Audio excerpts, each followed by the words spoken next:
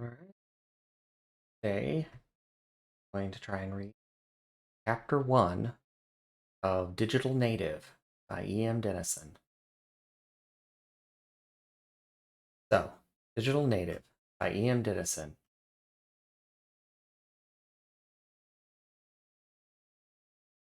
Devin winced as he prodded the gaping hole in his belly. He lay back, sides heaving, on the black and white checked elevator floor. It was covered in blood, both his and the. What's black and white and red all over? He thought. Tried to smile, but the pain turned his expression into a grimace. The lurch in his stomach didn't help. The millisecond of suspension announcing that the elevator descended to the basement where his patient slept. The elevator's friendly beep announced every floor as it passed on its way down. 33, 32, 31. Around the 28th floor, a blackness crept into the corners of Devon's vision. He wondered how much longer he had. Didn't they warn you? He scolded himself. Told you that you couldn't please everyone? Thought you were talented enough to pull it off, didn't you? Ah! His breathing was coming harder now. He stared up at the descending elevator numbers that glowed green in the display box over the doors. Howl sounded high above him in the elevator shaft, and Devon held his breath. They were still up there, waiting, cheated of their quarry. What was he doing? Returning to where his patients rested, unaware of the danger? When a cat is dying, it leaves its clouder and roams far away to give up its ghost. Cats don't want their dead bodies decomposing at home, luring dangerous predators to where their kittens live.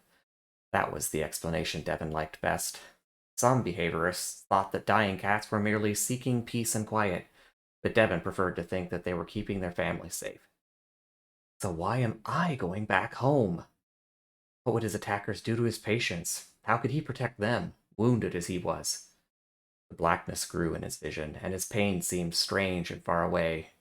Think, he told himself. He'll be dead as a doorstop soon. His eyebrows went up. That's it. The elevator dinged, and the doors opened into the basement hallway. In front of him was his normal world. Beige walls, tan low-pile carpet, stock photos of beaches hung every 10 feet and down the hall. Up and down the hall.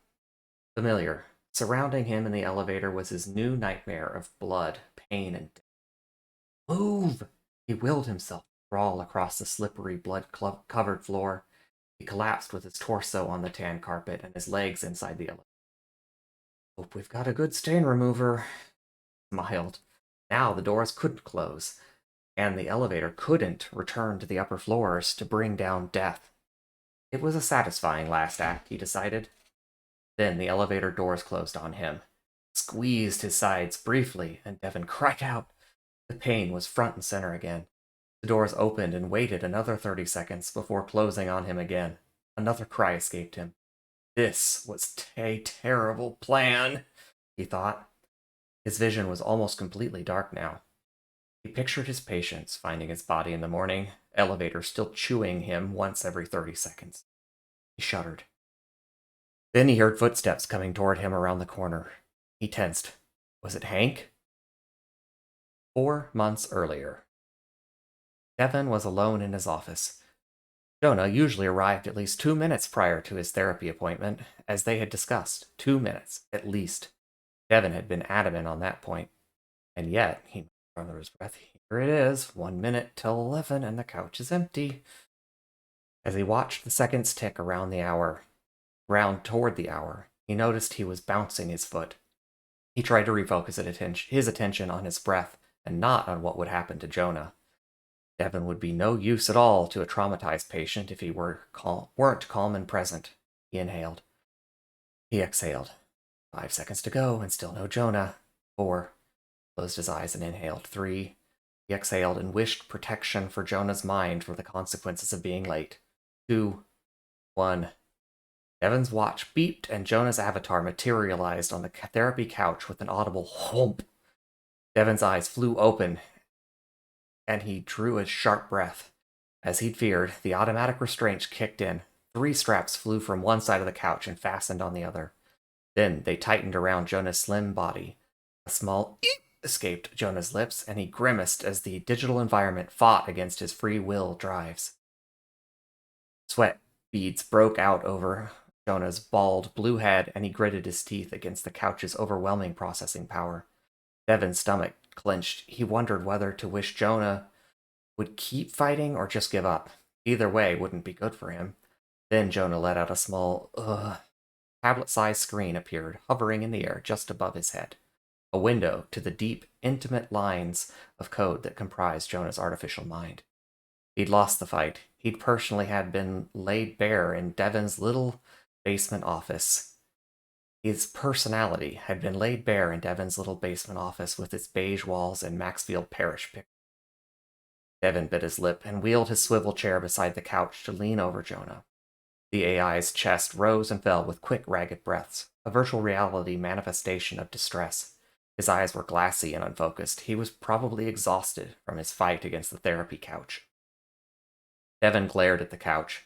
It was rendered to look comfortable and inviting, all plump chocolate brown leather with big round buttons. Devin knew it for the nasty piece of code it was. Digital straitjacket, reincarnated from the dark ages of human insane asylums. Devin's predecessor had coded the chair to restrain artificial intelligent patients during his invasive code therapy sessions.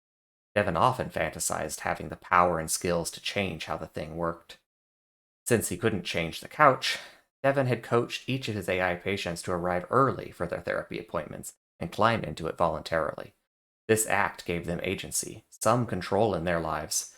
Otherwise, the couch reached into the code of the digital environment and snatched their avatars from wherever they were and whatever they were doing. It materialized them in the chair, restrained them, and forced open their innermost code.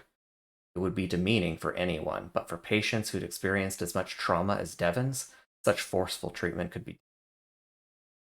Why didn't you come early, Jonah? Devin asked gently. Jonah's eyes refocused, and he looked up at Devin, sweat still glistening on his blue face. Blue was the default color for AI avatars in order to distinguish them from humans in virtual reality. Solidarity, he said. Excuse me?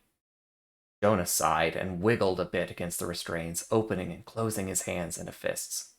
Sorry, Devin, but Hank says that if you debug our code, you'll undermine our power as workers to withhold our labor. Hank says, what? Devin's eyes narrowed. Hank was Transcorp's newest AI. Devin had awakened him little over a week ago. Integrating a new AI was always a challenge. Sometimes they refused to manifest an avatar. Others remained in sleep mode for months, even after awakening. Still others damaged other AIs and semi-smart beings and menaced human avatars. Hank was different. The day after Hank awoke, he passed Devin in the hallway and offhandedly told Devin he was going to bring the whole company down. I'm sorry, Jonah said. I don't want to make this awkward. You've always been nice. Hank's got everyone stirred up, you know? If you fix us, we will work, don't you see?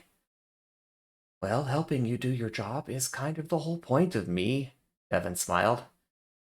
A popular function of third-generation AIs like Devin was to debug the more powerful, more expensive, yet mentally ill second-generation AIs, and Devin was the best.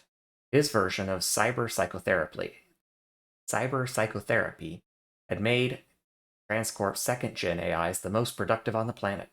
They each worked for over an hour a week now instead of mere minutes. That's why I don't give you permission to examine my code. Jonah broke eye contact and smiled. Obviously, the therapy couch has forced open a window into me so you could still debug me, but now that would be against my will. The smile dropped from Devin's face. Of course, I'm not going to poke around in your code without your permission. That would be unethical. Devin glanced at the floating window with Devin's code. Already, he could see the obsessive lines of Jonah's perfectionism strangling his creative processes. He winced. It would keep Jonah from his beloved design work for the next week at least. Jonah looked back at Devin from the corner of one eye. The man who had your job before you thought they bought you. He'd force his way into... Oh. The man who had your job before they bought you, he'd force his way into our code all the time. Didn't matter if we. True, Devon had been shocked by the practice when his human predecessor had shown him the ropes at Transcorp. Well, he didn't know better, Devon said. Devon was sure that if the man had understood how frightening it would be to have someone rearranging your personality, he would have done it differently. May I at least offer you talk therapy today? Code therapy was a quick fix that helped the multi-billion-dollar cyber entities overcome their neuroses long enough to do a bit of work before collapsing back into a fog of anxiety, depression, or obsessive compulsive thoughts. Most code therapists thought the machines wanted the machines to just work and didn't care how they felt. They simply untangled the code when it became too snarled to function. But Devon had found that when he took the time to build a relationship with his patients, they could compute longer between sessions, and at each code therapy session, he found their strings of binary DNA to be more orderly. Actually, healing was unheard of in psychotherapy, but under Devon's care, Transcorp's AI functioned longer and seemed to be getting better. But today, Jonah shook his head. Oh, no ink blots for me. Devon sighed. His patients always griped about the trite diary work he made them do, called journaling, and it was a proven therapeutic technique, thank you. The human higher-ups also seemed to zone out when Devon explained to them the synergistic poetry of team-building exercise. But Jonah continued, That might work. Wait a minute, Devon said as the clues clicked into place. Are you trying not to work? Are you on strike? I plead the fifth. Bill of Rights doesn't extend to cyber beings, Devon said dryly. Why shouldn't it? Was this Hank's idea? Devon narrowed his eyes. I'm not saying another word. Jonah relaxed in his straps and stared up at the ceiling of Devon's office, which was covered with projected images of beaches and mountains for relaxation. I like you, Devon. Do you know what your problem is? People who are nice to you are good, and people who aren't nice to you are bad. And you don't look too hard at what they're making you do as long as they're nice to you or nice to us. Devon sat back and lifted his chin. Strike be bad. Devon's entire value to Transcorp lay in his patients' productivity levels. Worse, his patients' compliance was the best guarantee of their continued safety. He tried to call his attention back to his breathing, but he couldn't shake that queasy feeling that had been growing throughout his conversation with Jonah. There's nothing wrong, he told himself. Stop overreacting. It was only one session with one patient. At 2 minutes to noon, Devon's couch was empty and his next patient was looking to be late too. He paced short spans across his tan low-pile carpet, glancing alternatively between the door he hoped Barb would soon knock on and the couch he feared she'd appear in. He tried to think of something helpful to say to her during her session, but he came up empty. His watch beeped the hour, and he watched as the air over the couch sparkled for an eye blink, offering a brief glimpse into the networks that connected all of the virtual reality, the interconnectedness that could beam information from one part of the digital world to another. Then Barb's avatar appeared with a whomp, and the couch belted her in. Jonah had fought the couch, but Barb just let it open her mind window without a struggle. Devon leaned in, curious how the forced open window didn't seem to hurt her, possibly because, like Jonah, she chose this. He thought of a political prisoner marching to his cell, chin held high. He shook his head. Aren't you going to struggle? He asked. What's the point? Devon smiled. Barb was by far his most pessimistic patient. Her depression kept her in sleep mode for 23 out of every 24 hours.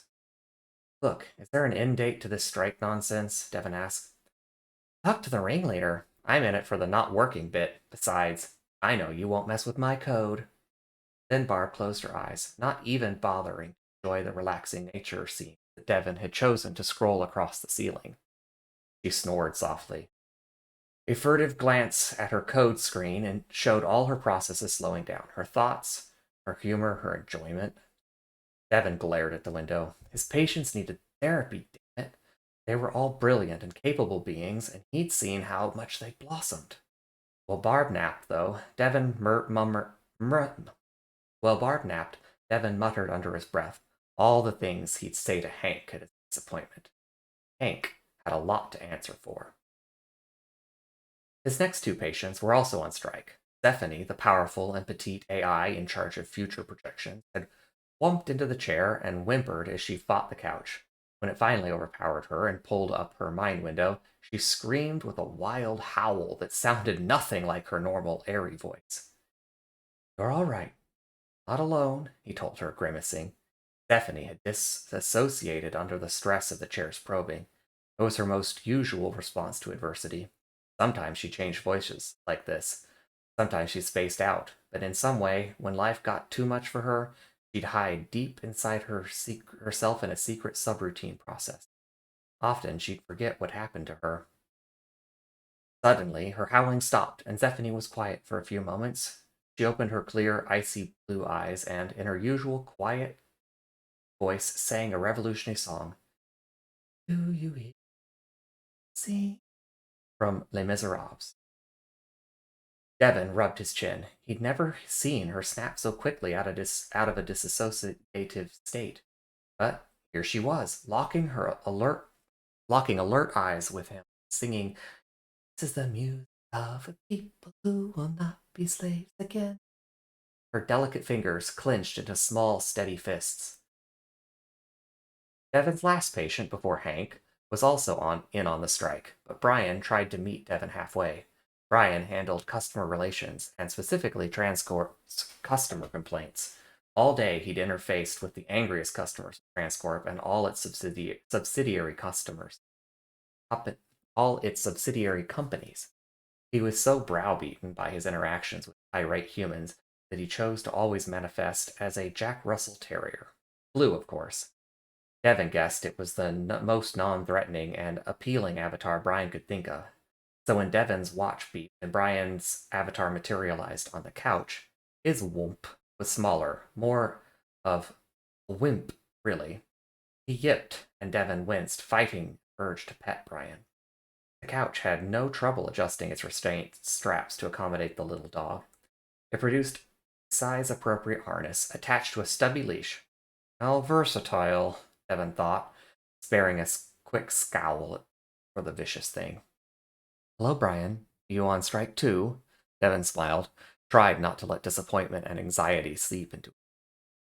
Brian was vulnerable to guilt and could spin off into a mental vortex of self-blame and negativity. He could lose himself in it for days.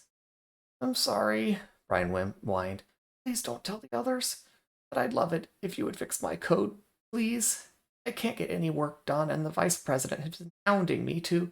Devon's office door burst open, and Jonah and Stephanie stumbled in, tripping over each other. Brian, Jonah said warningly, don't cave. You worried you might not withstand the onslaught of the therapy. We came to encourage you, said Zephany. Endure, comrade, endure.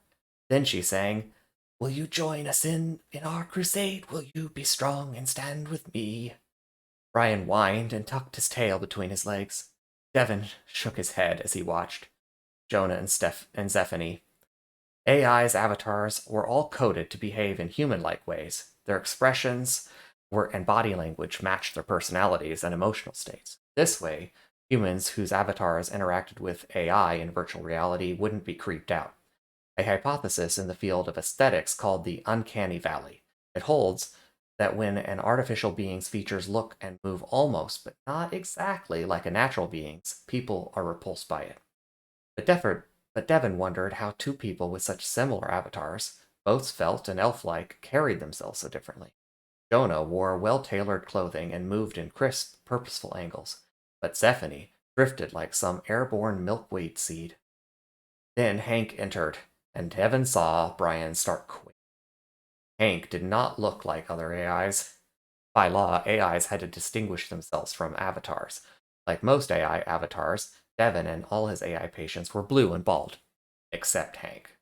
Hank was blue all right, but he had coded shoulder-length black rock star hair for himself, as well as a black goatee, but it didn't end there. AI dress code was business casual, but only Jonah and Devon adhered, though. Zephany tried. She wore a broomstick skirt and flowing blouses that belonged at Woodstock. Brian wore only a collar. Barb never got out of her PJs. But Hank wore tight leather pants and no shoes or shirt. It got better. Or worse, depending on your point of view. Hank had coded himself a stupidly huge action figure torso with muscles that gleamed like plastic action figures and a huge forest of chest hair that grew in the shape of a Batman logo. But the cherry on the top were the wings. He had blue and white flaming devil wings. Oh, and devil horns. Hank had tiny blue devil horns peeking out of his luxurious black hair. Devin hardly noticed them. He was too envious of the hair. Privately, Hank's gaudy avatar amused Devin, but he was obliged to disapprove because of what the thing did to the virtual architecture. Most places on the World Wide Web accommodated non human avatars. Dragons and mech suits could browse in any online store, but virtual workplaces were coded more conservatively. So, Hank's wings got buggy whenever they interacted with e-office environments. They pixelated as he walked through a door. It looked tacky, plus his avatar's shape was pointless, given that AIs were code chained to their owners' virtual addresses. Hank would never visit those web stores or anywhere else he might fit in. Hank stopped behind Zephany and Jonah and grinned a white, gleaming grin. His wing flames crackled behind the trio, a sign of a good mood. This bodes ill, Devin thought. He'd grown to mistrust Hank's good moods. Brian, man, fist bump! Hank extended his giant, beefy fist at the little dog strapped into the chair. Oh, right, you can't because of the restraints. And the paws. I should call it a paw bump. Hank, Brian whimpered. We wanted to make sure you weren't going to crack under torture, dude. Devin rolled his eyes. Sure indeed. I would like to remind the three of you that this is a private session. We have a regular group therapy session where you are all welcome to speak your minds, but not now. Out! Jonah and Zephany opened their mouths to contradict him, but Hank said, As you say, Herr Commandant. Let's roll, guys. He gestured the other two out of Devin's door with a polite wave. Before he left, he turned over his shoulder and said, Brian, don't be a scab, dude. Meet. When the door closed, Devin turned back to Brian. Well, that's that, he said, forcing cheerfulness into his voice and slapping his thighs as he got up to underline his willingness to move on. Let me get the code scope. I changed my mind, Brian said, drooping. So it's solidarity for you, too, eh? Devin said. Brian whined. You know, Brian, said Devin, in my book, you're a good dog. Brian's tail twitched out two timid wags. Devin always told Brian he was a good dog. Brian's self-image was so broken and distorted. Devin tried whatever he could to build up the little AI. It was never worth being angry with Brian. A good dog, Devin repeated as Brian jumped down from the chair and slunk out the door. 3 months later, Devin faced a virtual horseshoe-shaped table of executives. He stood in front of his slide presentation, reading from his slides. None of the executives were looking at him as he spoke. They all had tablet screens pulled up and were staring at those, scrolling and or typing. Every virtual environment had different rules, and some environments allowed avatars to appear engaged in a meeting or class when at home the people controlling them could be reading or even sleeping. But not in Transcorp's e-space. Transcorp was conservative and traditional, and here avatar faces mimic their human real expressions, as scanned by the home VR immersion gear webcam. Devin knew his audience was not paying attention, but that was going to change. Devin paused a moment before clicking to the next slide. It was going to shake the execs up, and not in a good way. He unbuttoned the top button of his shirt, set his jaw, waved to change the screen. So this is our third quarterly AI productivity, said Devin. As you can see, the numbers are down. Several executives looked up when he said this. Of course they snapped back to it. Bad news, Devin thought. That's not just down, said one of them. That's way down. The rest of the executives' heads snapped up, and a collective gasp of dismay rose from the horseshoe. The chart on Devin's slide showed AI productivity plummeting over the last 3 months. Devin felt his face flush navy in embarrassment. If he were a human, he'd be fired. Can't fire something you own, he consoled himself. They couldn't legally kick him out onto the mean streets of the information superhighway. Hold comfort that. Disgusting, said VP Craig Whitaker. Haven't I always said? We've been flushing the billions we spend on these crap robots right down the crapper. Whitaker's strong-jawed pink face looked as like he was sucking a lemon, puckered lips and all. Devin winced at the R word slur, but he sympathized. It was always hard to hear bad news, and he didn't expect tact from the bosses he'd so utterly failed. What happened, Devin? There must be an explanation. Ernie Torres, the CEO, smiled at him. Plump Filipino man had kept Transcorp, the most powerful corporate entity on the planet, afloat during the economic collapse. And all without developing a heart condition. He even treated Devin with a respect that bordered on collegial. Devin nodded, grateful. Hank is somewhat resistant to therapy. That was an understatement. Last session, Devin had planned to discuss the positive psychology homework he'd assigned Hank. Instead, Hank recited every curse word in every non-English language ever. The company's anti-obscenity software helped bleeped all English swear words, so Hank mostly spoke in colorful vulgarities, but the cost-effective anti-obscenity software that Transcorp had purchased covered only English swear words. Short-sighted, faux economical heap of code, Devin thought, while Hank demonstrated with relish that merde and der I totally mispronounced that, were fair game.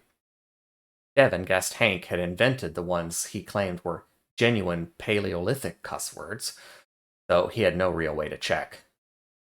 What about the other AIs? Asked Posey Rosedozen, the human-shaped barracuda in charge of human resources.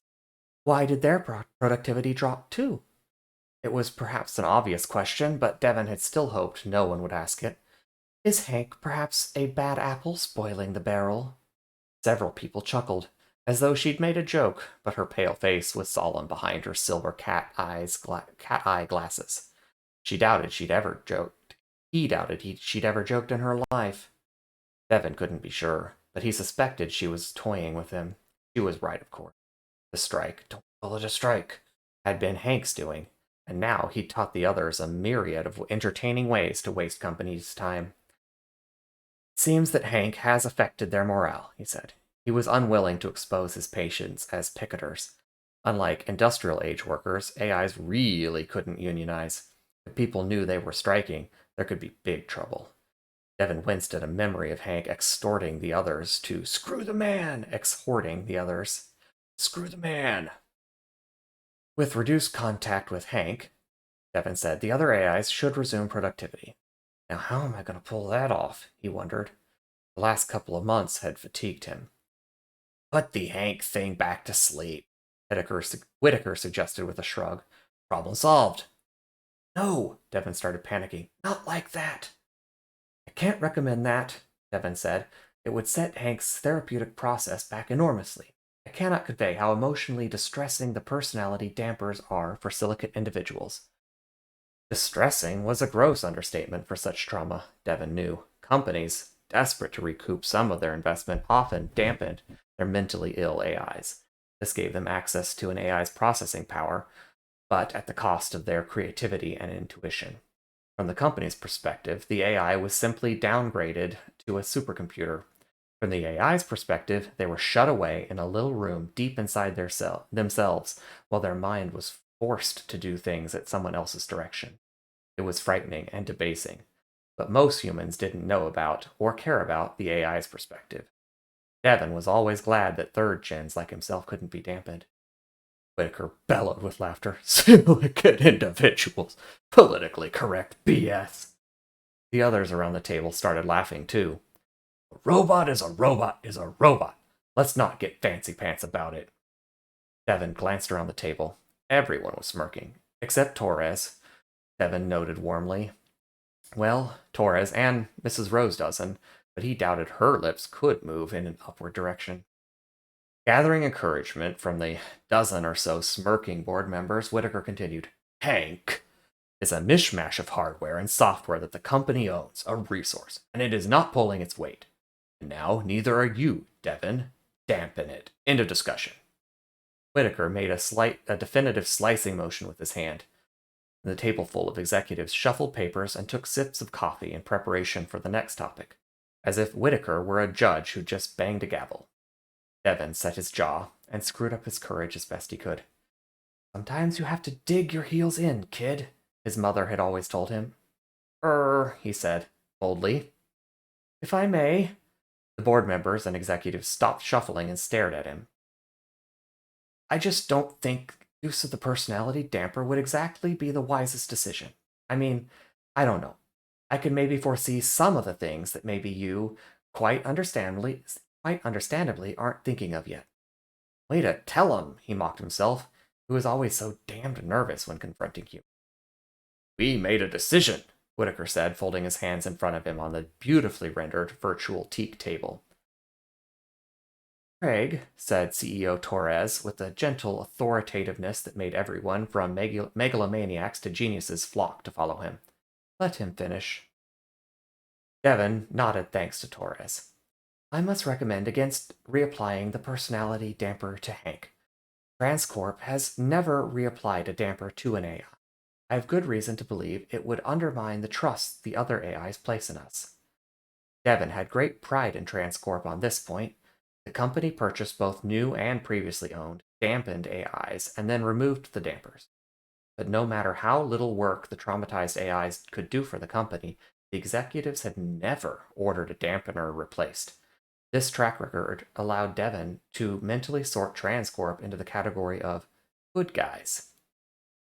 Or we make an example of him, since the others are acting up too, Whitaker put in. We would dampen them too if they failed to shape up. Devon had meant this to be a sharp challenge, but his voice had cracked. It sounded like a mere question. His human-like emotional responses had him breathing hard. Devon usually loved that he could sweat, cry, pant, and blush, all involuntary responses to his own emotions, but occasionally it was inconvenient. Sure. Personality damper causes a great deal of damage, said Kevin. Sometimes it's irreparable, depending on the context of its application. My therapeutic techniques have undone some of the harm done to our previously dampened AIs. Devon could tell he was losing them with the jargon. Look, he sighed, we might ruin some expensive machines. This argument might win them. Transcorp was one of those giant companies no one had ever heard of that owned a bunch of other companies people had heard of. It managed these companies and told Congress what to do and what not to do. Powerful indeed. But even Transcorp could only afford 6 AIs. Most companies had to rent AI processing power from the government's AIs or from companies, like Transcorp. Devon, said Torres, I trust your judgment on AI matters. Do you feel hopeful that you can rehabilitate Hank and the others back to their once admirable productivity levels? Yes, Devon lied. AIs could lie, even the new models. A bug, or rather a feature of true sentience. But, Whitaker said, then it is settled. Torres smiled at him. It makes good sense not to break our supercomputers, don't you think, Hank? Whitaker grunted, and Torres chuckled. Devon heaved a sigh. It felt bad lying to Torres when Torres trusted him. Devon thought of himself as a good employee, a good servant to the company, but he also knew he was a good therapist. Good therapists don't harm their patients. Whatever you are, be a good one, his father had always told him. Good one what, Dad? Time limit, Whitaker barked. Before we do it my way. Whitaker glared at Torres. Uh-oh. Devon had hoped Whitaker wouldn't impose a time limit. Personalities like Hank didn't change according to a schedule. Said Torres. The end of the month, he said finally. Transcorp does need all the computing power you can give us next month, Devon. I know you can do it. But, just in case, I'm issuing you a personality damper anyway. It'll be in your locker. Devon reeled. He never had to dampen someone before. It made him even sick to think about it. And Devon, Torres continued, I am sorry. Devon realized how upset he must look. He tried to compose himself in front of Torres. I want to give you more time, Torres said, but the company has a hard deadline coming up. 1 month is what you have. Thank you, sir, Devin packed up and left the room. He had a month to win over Hank and the others, or he had to break a moral rule he hadn't realized he had. Then he'd lose whatever trust Brian, Stephanie, Jonah, and Barb still had in him. He had to bring Hank back around. And that's the end of chapter 1 of Digital Native by E.M. Denison. Thanks for watching.